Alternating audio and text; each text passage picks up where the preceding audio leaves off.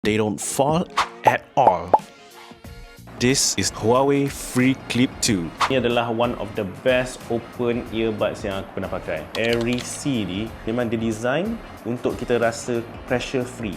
Memang kita rasa comfortable all day. Dan beratnya hanyalah 5.1 gram. Macam kita pakai headphone, tapi kita still masih boleh dengar kita punya surrounding. Dia tak tertutup habis yang sampai kita tak dengar surrounding kita. Kita boleh dengar lagu, boleh jawab call, dan boleh cakap dengan orang, and also boleh dengar apa yang happening. Bunyi kipas semua ni aku boleh dengar. Cuba korang dengar music dia.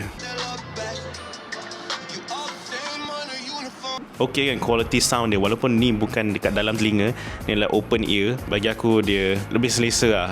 Kalau nak lower down volume, guna touch je. Kalau nak stop, double tap je, dan settle. Slogan dia adalah never feel, never fall. Memang betul, sebab aku rasa dia secure kat telinga kita.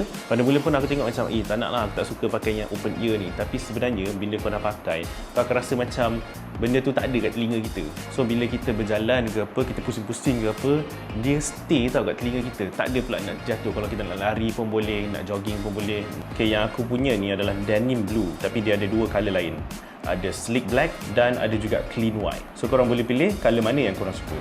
Experience all day comfort with iconic design and high quality audio now. Promo dia sekarang adalah kita akan enjoy rebate sebanyak RM50 dan dapat juga 1 tahun lost care worth RM59. Apa tunggu lagi guys? Korang boleh tekan dekat beg kuning untuk beli Huawei Free Clip 2 sekarang.